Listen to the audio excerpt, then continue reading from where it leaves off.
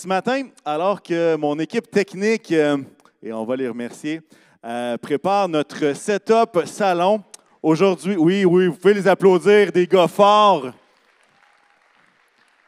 Comme je n'ai pas leurs muscles, je me suis dit, je vais leur demander. Merci, guys. Très apprécié. Alors, aujourd'hui, le but, c'est vraiment d'avoir une ambiance dans votre salon. Pourquoi? Parce qu'on va aborder le sujet de la santé mentale. C'est un sujet qui me semble être d'actualité.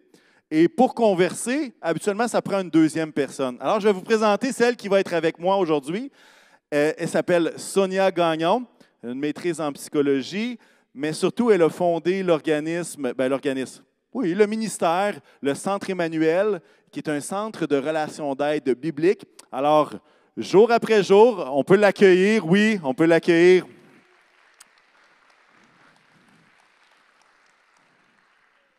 Jour après jour, elle et son équipe, et elle forme des gens en relation d'aide, soutiennent des croyants qui vivent toutes sortes de choses et qui parfois, à travers tout cela, ont certaines, pas problématiques, mais je dirais certains défis au niveau de la santé mentale. Et c'est pour ça que je lui ai demandé de venir s'asseoir, et on pourra s'asseoir. Hein?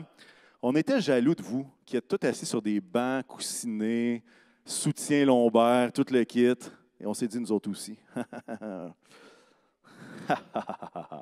Alors, notre angle d'approche ce matin, parce qu'en fait, vous aurez compris que ce matin, on n'est pas là pour diagnostiquer qui que ce soit, quelconque condition.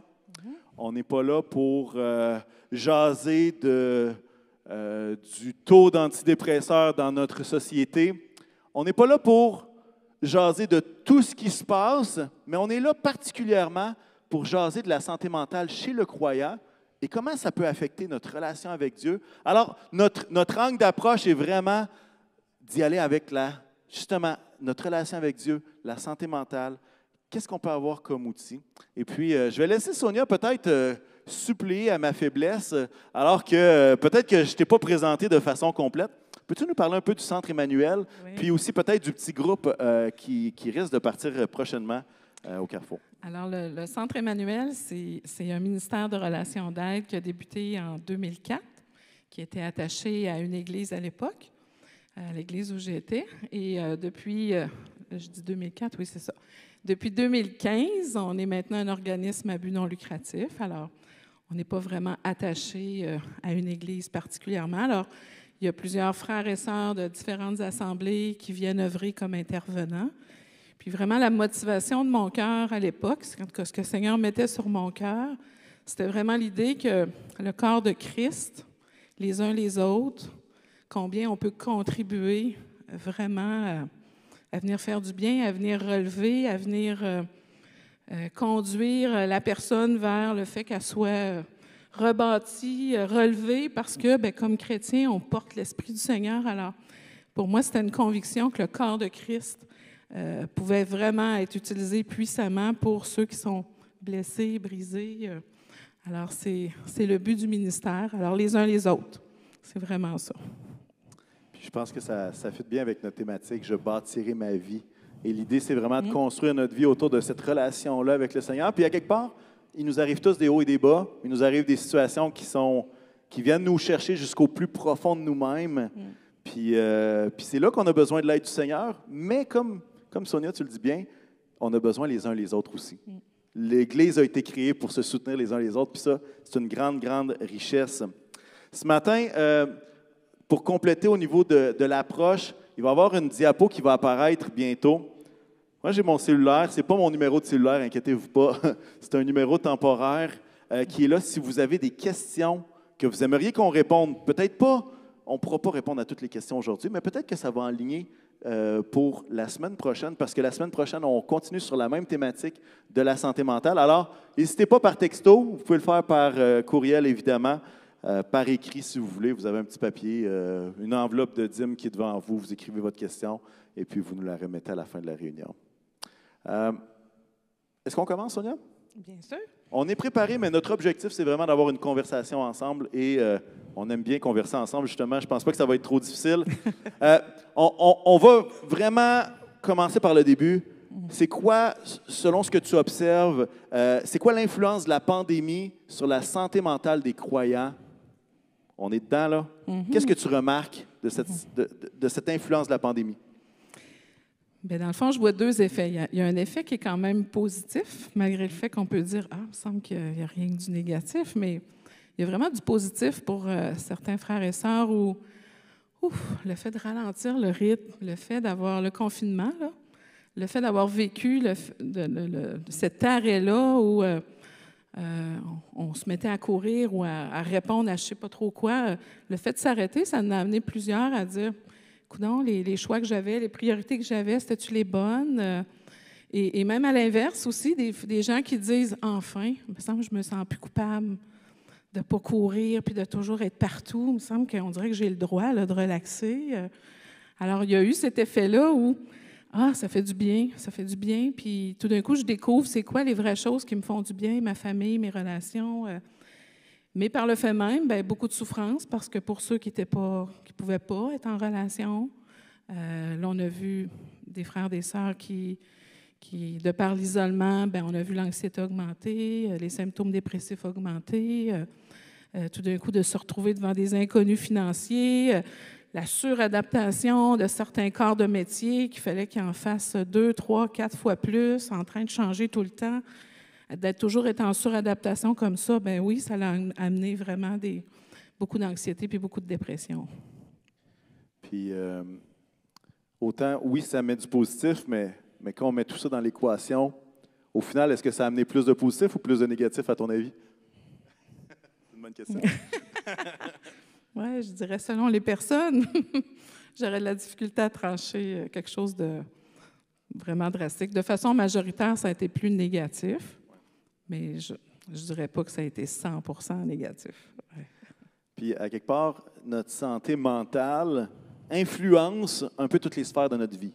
Puis ça, on le découvre, que ce soit au travail, que ce soit dans la famille. Puis là, je pense aux familles qui ont eu les enfants en école à la maison via Zoom. Et là, je dis ça, puis tout d'un coup, ils se sentent pas bien.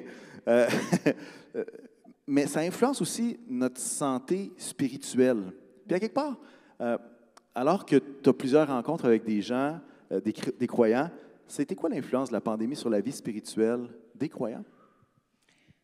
Ce que j'ai plus vu, c'est des frères, des sœurs qui se sont mis à se poser différentes questions et, entre autres, d'aller chercher sur Internet différents enseignements. Puis, moi, ce que j'ai vu majoritairement, c'est de la confusion se mettre à apparaître parce que, là, j'écoutais une chose, j'écoutais une autre chose. Puis, du fait que je côtoie des frères, des sœurs, de finir par entendre plus souvent... dans le fond, la parole, on peut l'interpréter un peu n'importe comment, parce que j'entends plein de choses. Alors, il y a une grosse majeure qui est ressortie dans ceux que je pouvais accompagner. C'était vraiment la confusion. C'était assez important.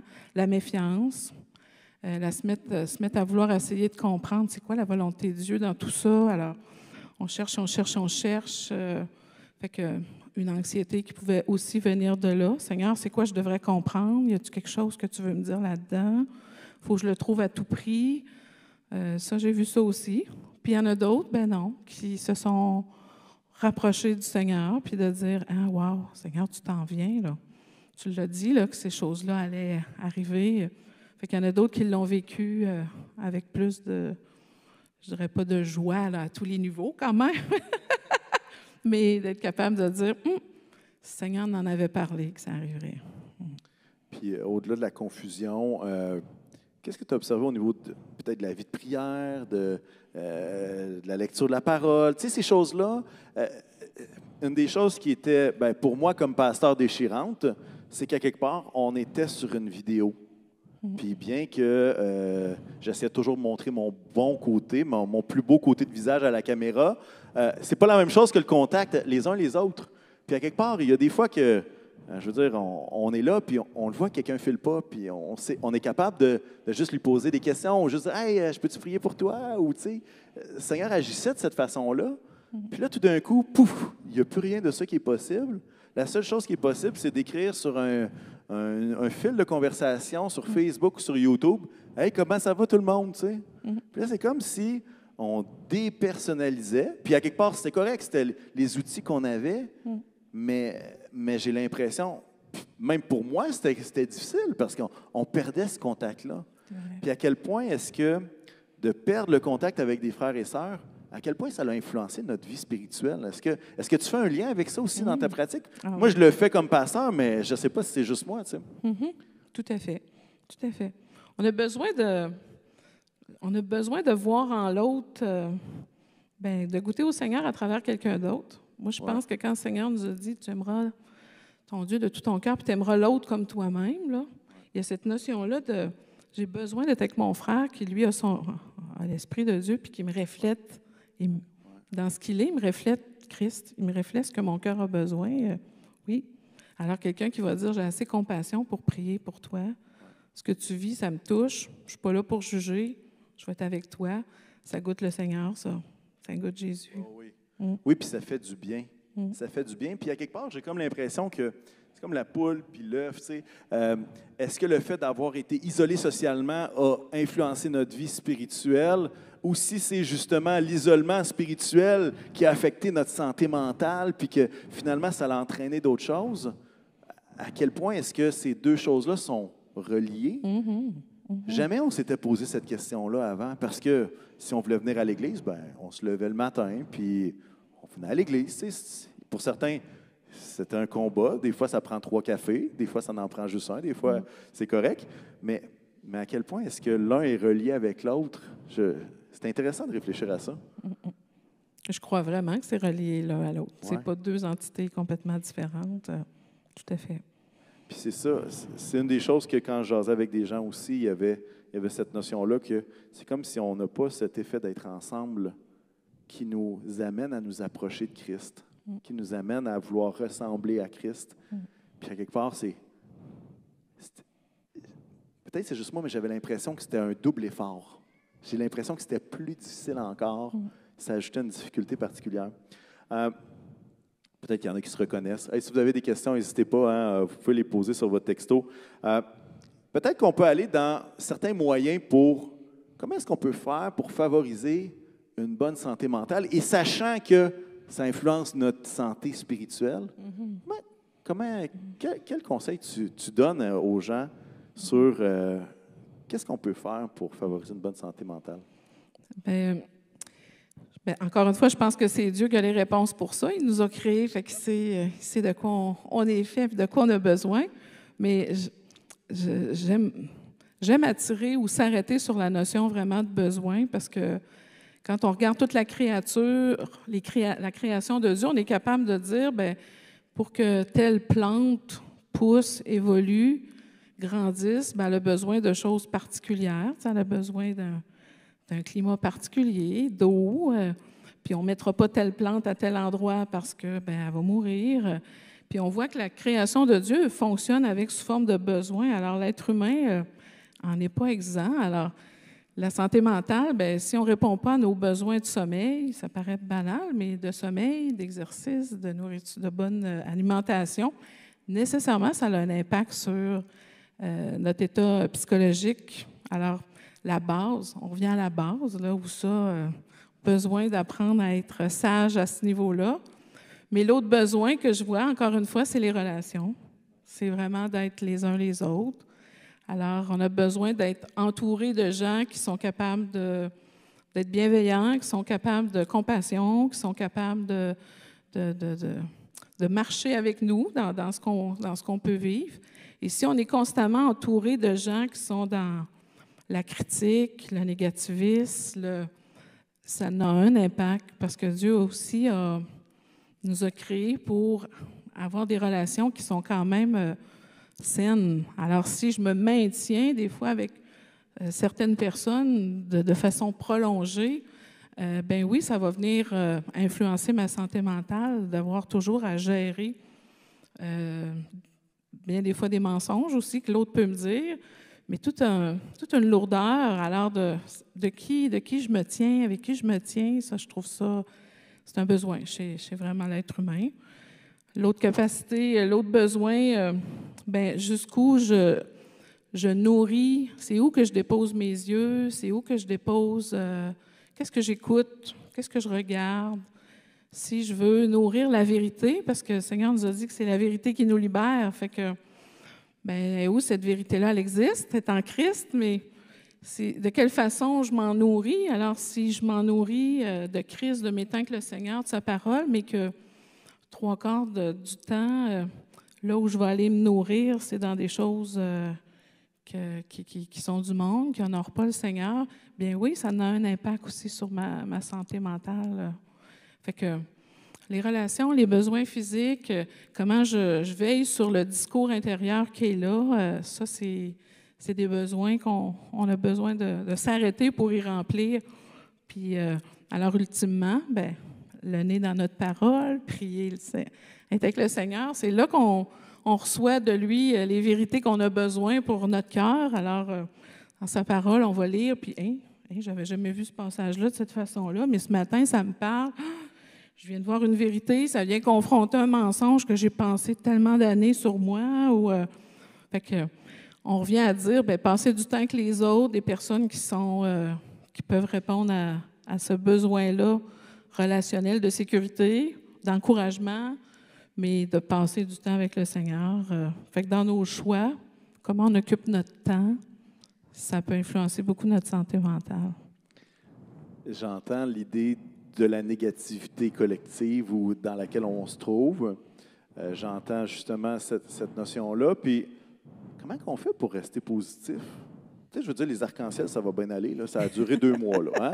On se comprend, là? Tout le monde a été positif l'espace de peut-être 30 jours. Puis après ça, on s'est rendu compte, pourquoi j'ai mis un arc-en-ciel dans ma fenêtre? Tu sais? Pourquoi j'ai même mis ça sur ma photo de profil sur Facebook? Mais au-delà de ça, la question, c'est comment est-ce qu'on peut rester positif? Alors qu'il y a de ça quelques mois, là, on jasait avec du monde, puis il m'a dit qu'il n'y avait pas beaucoup de positifs. Puis si tu osais être positif un peu, c'était comme un... Comment je dirais ça? T'es naïf, tu sais, t'es juste naïf. Mm-hmm. Comment on peut rester positif? Là, il y a l'idée de lire la parole, parce qu'à quelque part, on voit notre position versus Dieu. Mm-hmm.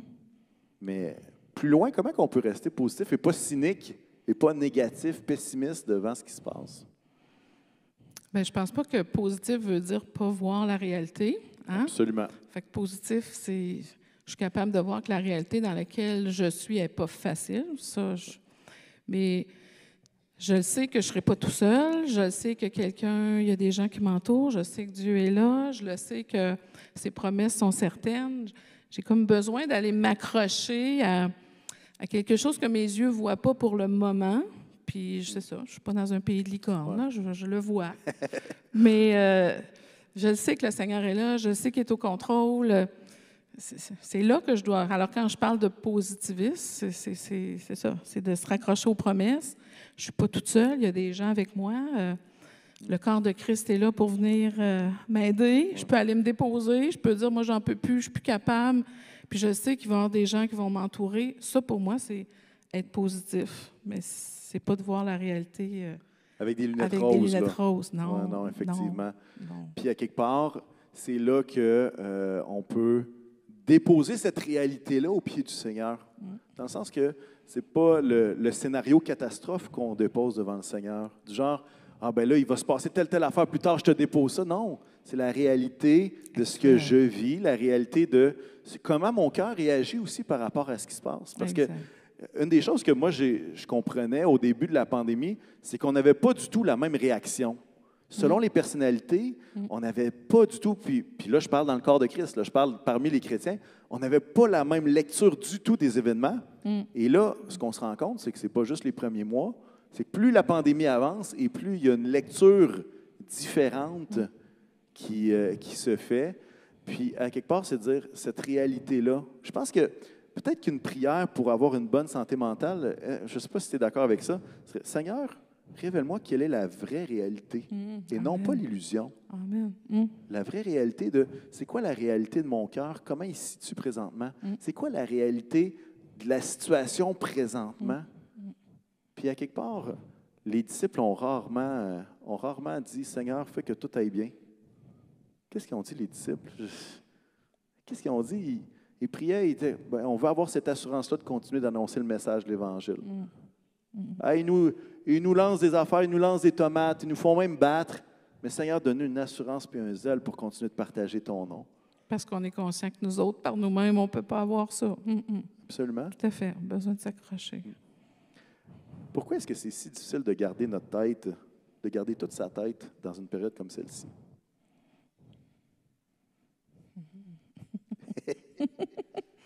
Tu peux-tu définir plus garder sa tête? Qu'est-ce que ça veut dire garder sa tête? De garder un équilibre mental. Oui, OK. Garder sa tête. Oui. Ouais. Bien, je reviendrai encore avec la notion de jusqu'où je suis consciente des besoins auxquels je dois répondre. Là. Alors, je reviens encore à est-ce que c'est important pour moi de veiller sur la base, encore une fois, le sommeil, l'alimentation, les relations, ça c'est... Mais par la suite, est-ce que je fais l'exercice justement de m'exposer au Seigneur pour que les mensonges soient... Parce que c'est là que ça commence à glisser. C'est quand on est pris avec des faux raisonnements, des mensonges sur nous, sur Dieu, sur les autres. Ça, quand ça commence à s'installer, puis c'est un peu ça, les troubles anxieux, quand on est pris dans un trouble anxieux ou un trouble dépressif, notre façon de lire les circonstances devient de plus en plus distorsionnée. Et puis, c'est fatigant, quelqu'un qui vient à côté de nous nous dirait « Hey, c'est pas ça que Dieu dit » ou c'est fatigant, parce que je le sais que dans ma tête, c'est une lutte, c'est une lutte. Fait que, je dirais, c'est de quoi on se nourrit. De quoi on se nourrit en termes de raisonnement, de pensée? Puis, je vais te poser la question, parce que là, tu parles de mensonges, d'illusions. Quel genre de mensonge? Parce que quand on ne sait pas, que c'est un mensonge, ça fait partie, ça nous colle à la peau. Quel genre de mensonge ou d'illusion, peux-tu nous donner des exemples juste pour qu'on puisse saisir qu'est-ce que la pandémie a pu installer ou faire glisser comme mensonge? Bien, du fait que plusieurs de nous ont eu à vivre quand même des conséquences importantes, là, le travail ou peu importe. Il y a eu plusieurs belles idées que Dieu m'a abandonné. Je dois avoir fait un péché tellement grand que Dieu est en train de me punir. Ça, je vais l'entendre. De remettre tout en question, le fait que vraiment Dieu est impliqué dans ma vie, qu'il voit vraiment ma réalité. Non, il voit ce qui se passe dans la vie des autres, mais moi, il m'a oublié. Puis j'ai beau crier, je veux qu'il me sorte de cet état-là dans lequel je suis, que ce soit l'anxiété, la dépression, puis il ne se passe rien. Fait qu'il m'a oublié. Est-ce que vraiment il s'intéresse à moi? Ça, c'est le mensonge le plus fort là, qu'on va entendre, parce que les circonstances ne changent pas au rythme qu'on voudrait. Donc, on se met à douter de l'amour de Dieu pour nous. Puis l'autre mensonge que je vais plus souvent entendre, c'est cette idée-là de je devrais me présenter à Dieu, mais avec un peu de travail déjà fait sur moi. Hein, je ne peux pas me présenter de même. Fait que je devrais avoir fait un bout, puis après, j'irai au Seigneur. Tu sais, puis on a de la difficulté à croire qu'on peut arriver comme ça, là, avec toutes nos luttes, tout ce qui est brisé en nous, puis d'aller juste au pied de la croix, puis dire, ben je m'abandonne. Ça aussi, c'est résistant comme façon de penser, là. Difficile à croire, ça. Fait que je dirais, entre autres, ces deux mensonges-là. Là. Fait qu'il y a l'idée de notre identité, puis il y a l'aspect de la grâce de Dieu. Alors que la bénédiction, elle est déjà là, dans le sens que la grâce de Dieu est déjà présente, et ce n'est pas la qualité de nos efforts qui nous permettent de s'approcher de Dieu, mais c'est vraiment l'œuvre à la croix. Amen. C'est vraiment l'œuvre à la croix. Puis justement, Hébreux 4 va dire quoi? En effet, nous n'avons pas un grand prêtre incapable de compatir à nos faiblesses. Au contraire, il a été tenté en tout point comme nous, mais sans commettre de péché.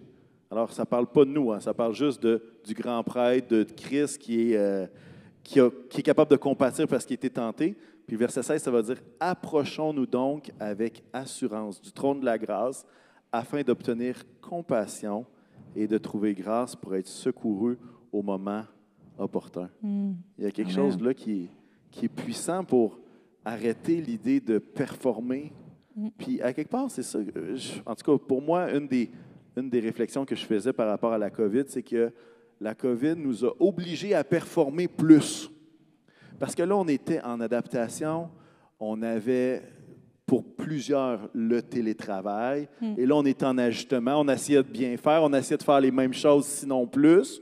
En fait, la charge de travail, je ne sais pas comment tu l'évalues, mais j'imagine que la charge de travail a été entre 10 et 20 plus élevée pour tous les travailleurs à cause de toutes les différentes règles, tous les différents ajustements. Fait que là, on était dans un aspect de performance. Puis à un moment donné, ben, l'élastique, il s'étire, l'élastique, il s'étire, l'élastique, il s'étire. À un moment donné, il pète l'élastique. Exact. Il pète. Exact. Mais ce n'est pas la qualité de notre élastique qui détermine si Dieu a un trône de grâce pour nous. Mais c'est vraiment l'œuvre de Christ à la croix qui nous permet de nous approcher. Qu'est-ce que tu dirais à quelqu'un qui se sent un mauvais chrétien, qui, à cause de la pandémie, n'a pas lu la parole autant qu'il aurait voulu, qui n'a pas prié autant qu'il l'aurait espéré, puis qui sent exactement dans ce mensonge-là que ben, je vais mettre ma vie droite devant le Seigneur, je vais me mettre à lire, je vais me mettre à prier, puis ben, je vais me mettre à lire, ou je vais faire un jeûne, puis après ça, je m'approcherai du Seigneur pour vrai. Qu'est-ce que tu leur dirais? Je prendrais Matthieu 11, 28, quand le Seigneur dit « Venez à moi, vous tous qui êtes fatigués, chargés, et je vous donnerai du repos. » Alors, le repos, il est pour ceux qui sont chargés et fatigués. Alors, c'est le Seigneur qui nous dit « Viens comme ça, viens chargé, fatigué. » Puis je pense que ça prend cette humilité-là d'être capable de dire devant le Seigneur, ben c'est comme ça que je suis aujourd'hui. C'est ça que je dépose devant toi. Et le Seigneur nous dit, bien après, bien, tu vas recevoir mes instructions. Tu sais, Matthieu 11 nous dit quand même, bien, recevez mes instructions parce que je suis un maître doux et humble de cœur. Fait que même dans sa façon de venir nous parler, il est doux, il est humble, il n'est pas là pour nous condamner, il n'est pas là pour nous dire, bien voyons donc, comment ça que tu n'as pas lu ta parole. Non, il va compatir, il va prendre soin, puis après, il va nous instruire sur c'est quoi la prochaine étape pour moi que j'ai à faire. Fait que l'accusation puis la condamnation, ça n'a pas sa place, ça nous fige, ça. C'est pas ça que le Seigneur veut faire avec chacun de nous, là. Alors, on est appelé à aller déposer nos fardeaux. Ouais. Je réponds à une question qu'on vient de recevoir. On répond quoi à des gens qui disent qu'un chrétien n'est pas supposé être anxieux ou en dépression parce qu'il est chrétien ou parce qu'il suit Jésus? Même à partir de ce verset-là, je pense qu'il y a déjà une petite réponse. Ça peut-tu? Oui, en effet. Bien, j'aime regarder les disciples qui étaient avec Jésus dans la barque quand la tempête montait, puis que lui, il dormait dans le fond de la barque. Puis les disciples ont dit, bien voyons, tu ne t'inquiètes pas qu'on est en train de périr? Ça ne te dérange pas que ça serait supposé de te déranger, l'état dans lequel on est? On coule! On coule pour vrai! Mais, puis, il est avec Jésus, là. Il est avec, humainement parlant, physiquement parlant, sont là, puis ils ont quand même douté, de dire, mais c'est quoi qui se passe? Alors, je crois plus qu'à travers l'anxiété et la dépression, la notion de dire, bien, ça nous amène à devoir s'arrêter pour dire, OK, Seigneur, qu'est-ce que tu veux m'enseigner? Qu'est-ce que je ne connais pas encore de toi? C'est ça. Je ne crois pas, humainement parlant, on le sait qu'on est soumis à tellement de stresseurs, on est soumis à tellement de mensonges. Mais je pense que la journée qu'on tombe, c'est là l'endroit où on peut dire, OK, Seigneur, prends soin, puis maintenant, enseigne-moi. C'est quoi les choses que je n'ai pas compris? Et je trouve ça triste parce que cette question-là, ça va amener nos frères et sœurs à ne pas en parler. Je ne le dirai pas que je suis anxieux, je ne le dirai pas que je lutte avec la dépression. Je vais me faire dire, t'es-tu sauvé? As-tu un péché dans ta vie?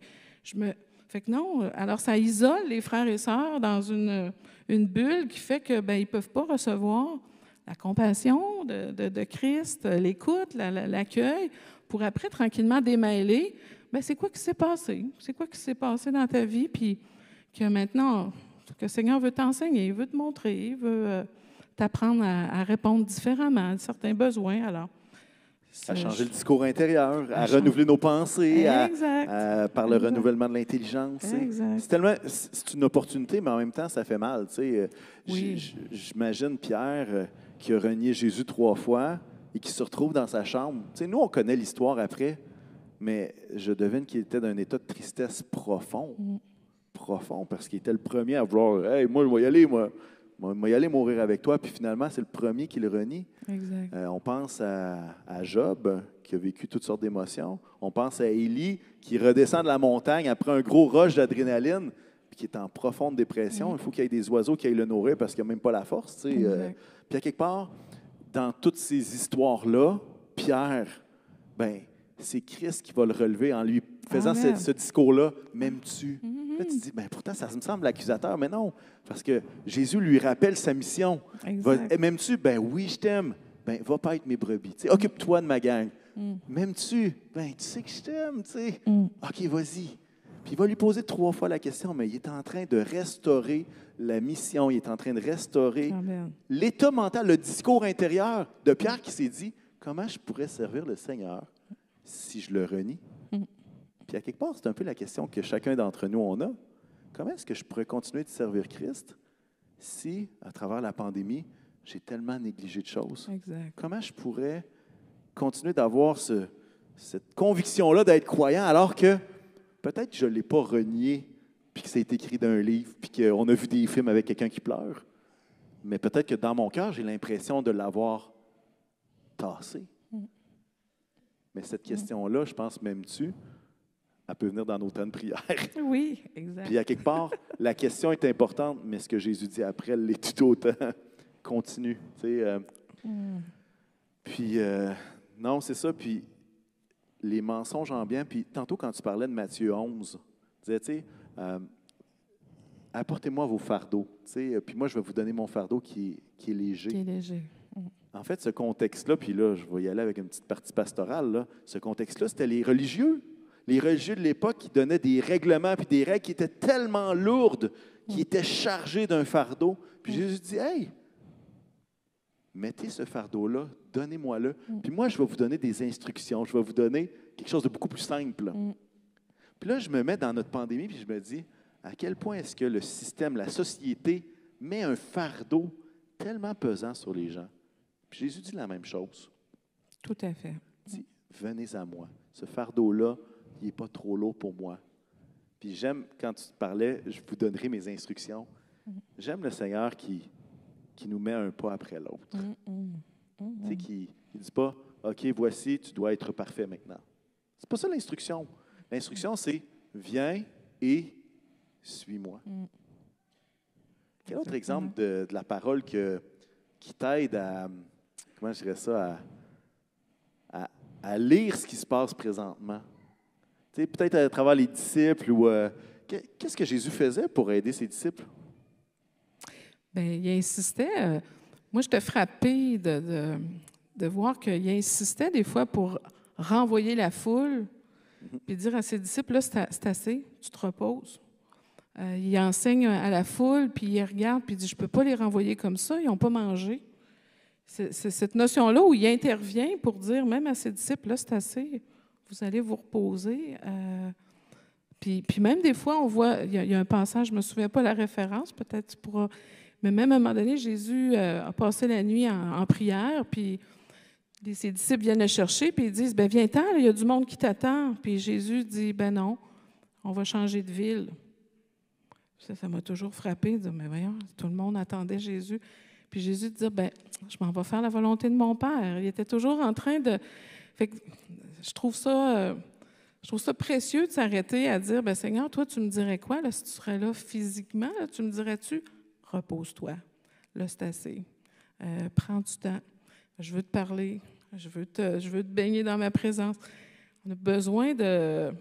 Jésus a cette préoccupation-là pour tous les besoins de notre cœur. Fait que j'aime voir Jésus comment il se comportait avec ses disciples, là, dire, là, t'arrêtes. Là, c'est assez. Non, oui, il y a des besoins là, mais c'est ailleurs que le Seigneur mon papa m'appelle. On s'en va ailleurs. Même, je pense que c'est dans Marc qu'à un moment donné, il dit, hey, là, on arrête, là. Les disciples n'avaient même pas le temps de manger. Exact. Ils n'avaient même pas le temps de manger. Ils étaient tellement dans l'action qu'ils n'avaient pas le temps de manger. Puis Jésus, c'est lui qui met un stop. Mais pourtant, est-ce que leur mission était noble? Ben oui. Ils accomplissaient les œuvres du royaume. Mais malgré ça, Jésus va dire, hey, on va aller dans un lieu de repos. Est-ce que tu, dans tes interventions avec toutes sortes de croyants, est-ce que tu vois la suractivité C'est-tu quelque chose que tu observes beaucoup? Vraiment Peux-tu beaucoup. nous en parler? Beaucoup. Bien, la suractivité où on relie la qualité de la santé mentale de quelqu'un au fait qu'il est capable d'en prendre, puis d'en prendre, puis d'en prendre, puis d'en prendre. Ça, je suis toujours surprise, des fois, les gens qui vont dire, bien, j'aimerais ça avoir de l'aide pour être capable de m'adapter à mon milieu de travail. Puis là, de faire le tour, puis de regarder, bien, c'est quoi que ton milieu de travail te demande, puis de se rendre compte que, ben non, mais c'est impossible, tu ne peux pas répondre à toutes ces exigences-là. Mais c'est devenu la norme. C'est comme si le monde ambiant vient donner la norme à laquelle on devrait se plier. Fait qu'on est toujours... Alors, dans les familles, la même chose. On devrait être capable d'être des parents, des travailleurs, d'avoir une vie de loisirs, la vie avec le Seigneur à travers ça.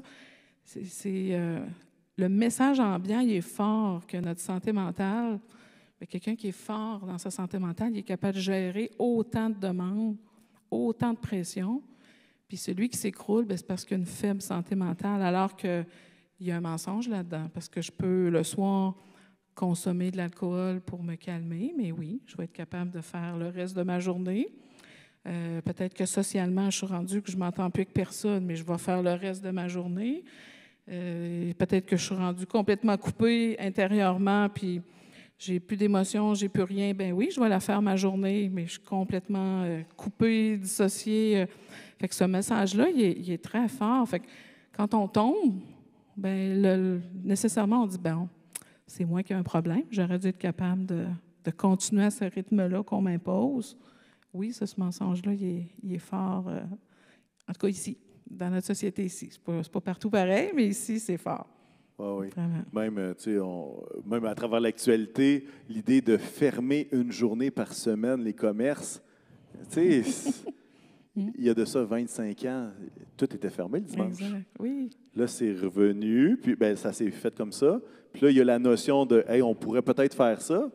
Puis là, c'est comme, comment qu'on pourrait même faire ça? Tu sais, ça suscite un débat, mais à quelque part, ça montre juste le message ambiant. Puis, tu sais, à quelque part, on est tous, tu sais, on veut tous bien faire.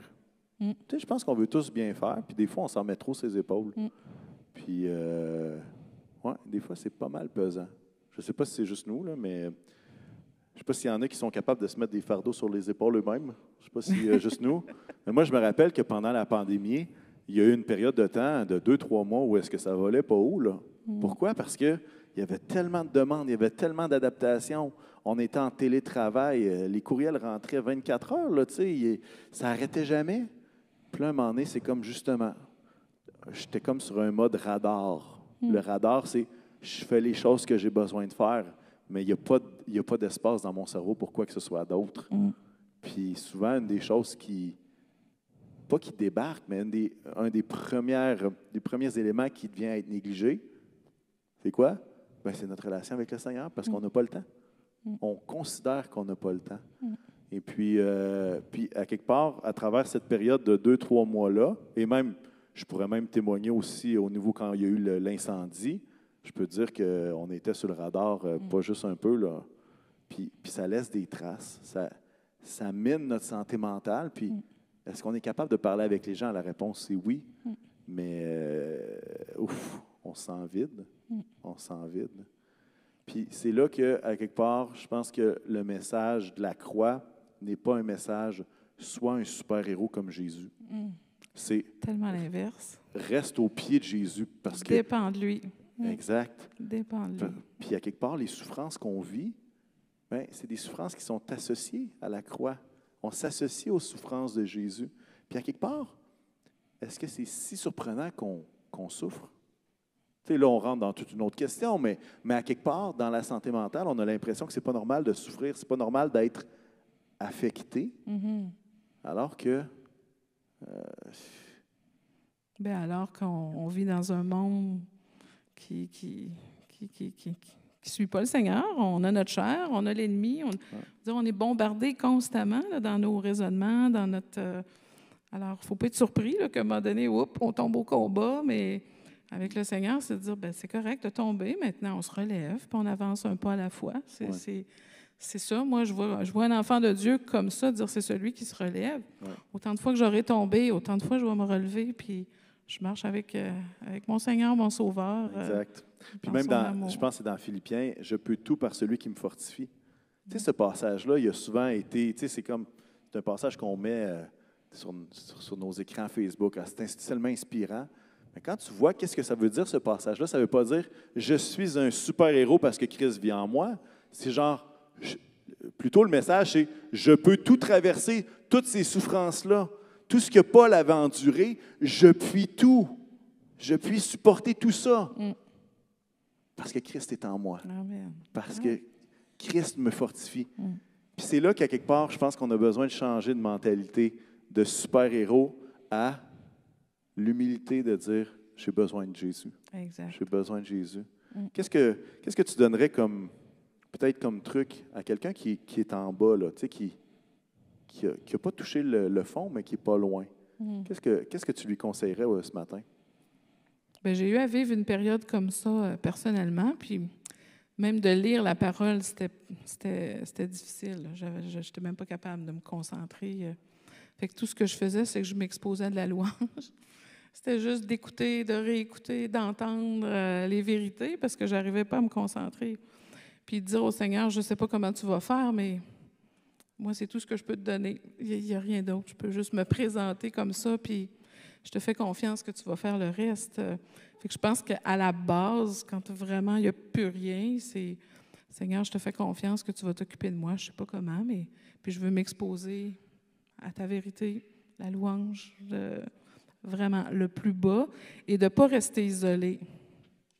De ne pas rester isolé, de choisir ces gens-là qui vont dire viens, c'est correct. Oui, cette semaine, c'était encore difficile, c'est correct.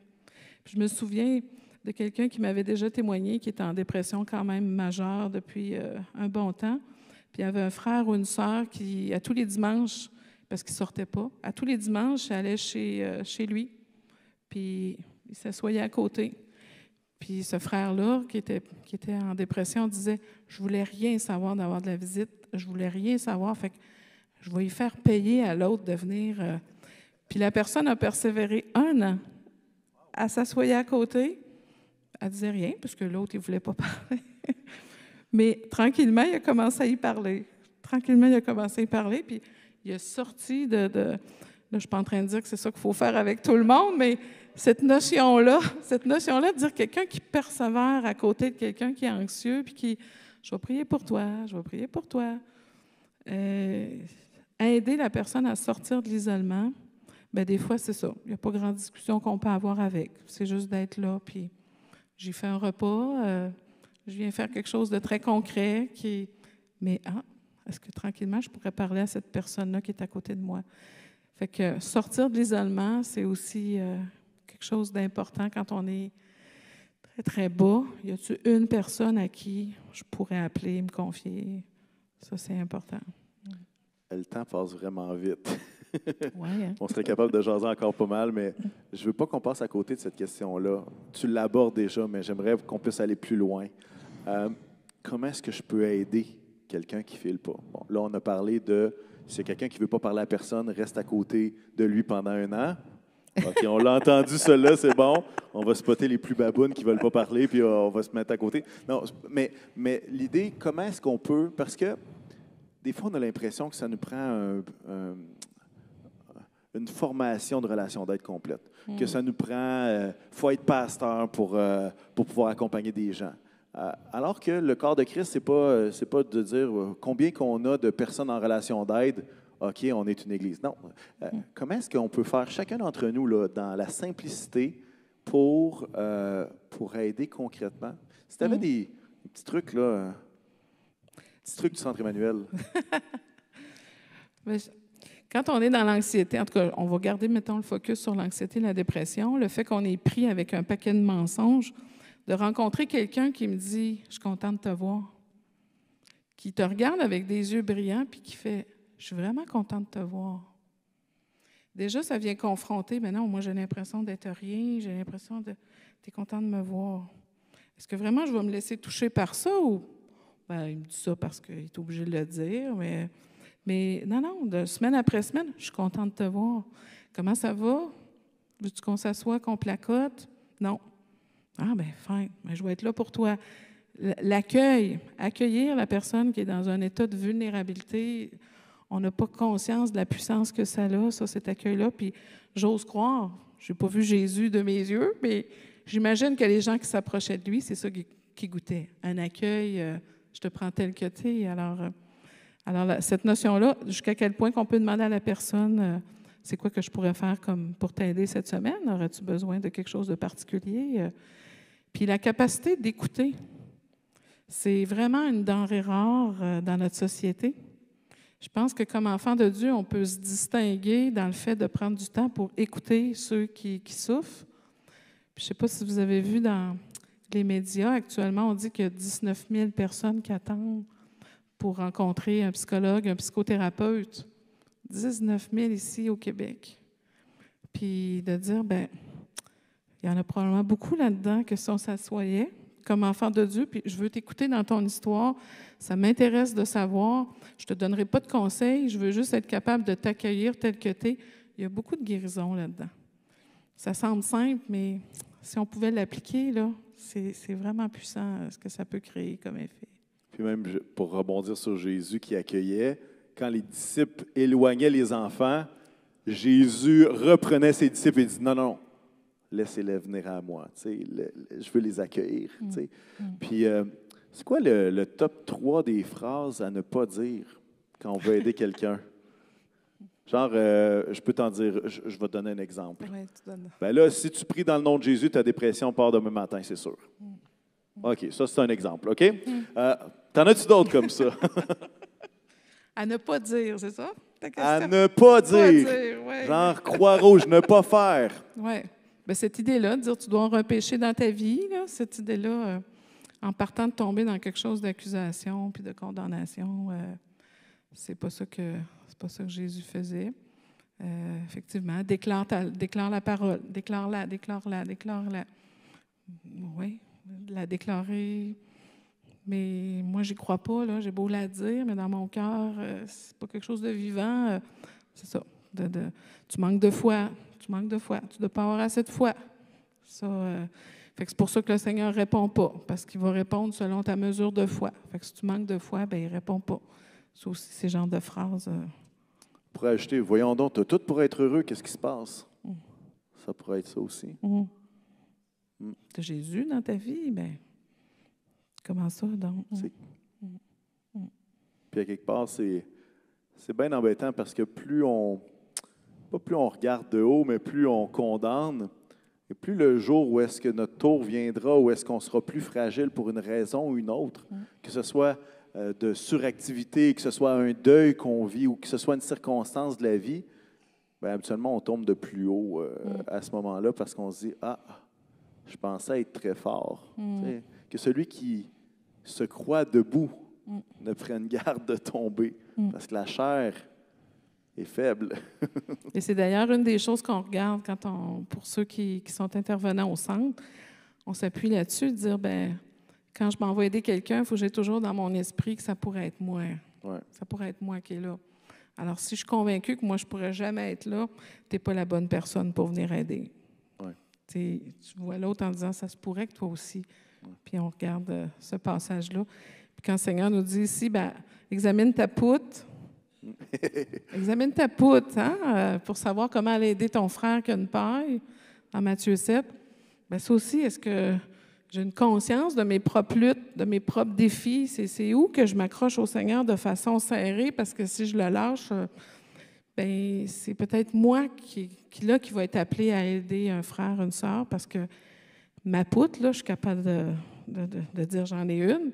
Puis j'ai besoin que le Seigneur m'aide à voir ça selon la vérité, telle situation, parce que sinon, ça va biaiser ma façon d'aider l'autre. Fait que notre poutre, notre paille. Ouais. Examinons-nous nous-mêmes avant de jeter des pierres. Est-ce qu'on peut prier ensemble? On aurait pu continuer de jaser encore 45 minutes sans problème. Juste quand on se préparait, on faisait juste jaser, puis on se disait comment est-ce qu'on va être capable de limiter notre discussion. Il faut qu'on mette un terme quand même. Mais j'aimerais ça qu'on puisse prier parce que cette fragilité-là, on la sent dans notre société. Puis à quelque part, on la sent aussi dans notre communauté de foi. On le sent que c'est fragile. Puis à quelque part, c'est pas un reproche de dire, voyons donc, l'Église devrait être tellement forte. On a dû pas faire quelque chose comme il faut pour avoir un état de fragilité. Non, on est dans un contexte fragile. Je me rappelle même dans les Écritures, avant de recevoir le Saint-Esprit à la Pentecôte, les disciples qui avaient vu la résurrection se cachaient, ils étaient dans la peur. Et puis Jésus, là, ils ont comme cette... Il faut que vous soyez ensemble puis que vous priez ensemble. Mais ils étaient dans un état de crainte, ils se cachaient. Il y avait un contexte dans lequel, qui n'était pas dépendant d'eux, mais qui était dépendant du contexte qui faisait en sorte qu'il y avait une fragilité là. Et Jésus va répondre au-delà de ce qu'ils espéraient, parce qu'il va leur donner une assurance qu'ils n'avaient clairement pas. Mais le contexte dans lequel ils étaient faisait en sorte que cette fragilité-là, elle était là. Puis j'aimerais ça qu'on puisse prier pour nous, non pas comme on a manqué la shot parce que non, de juste de dire on est dans un contexte fragile, puis on a besoin de prier les uns pour les autres, on a besoin d'être là les uns pour les autres, on a besoin de s'accrocher à Christ qui est là pour nous. Est-ce que tu pourrais nous conduire en prière?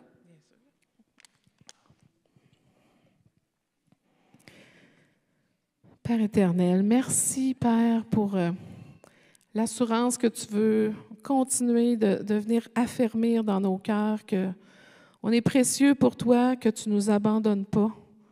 Seigneur, que tu sais de quoi on est fait. Ta parole nous dit que tu sais de quoi on est fait. Il n'y a rien qui te surprend.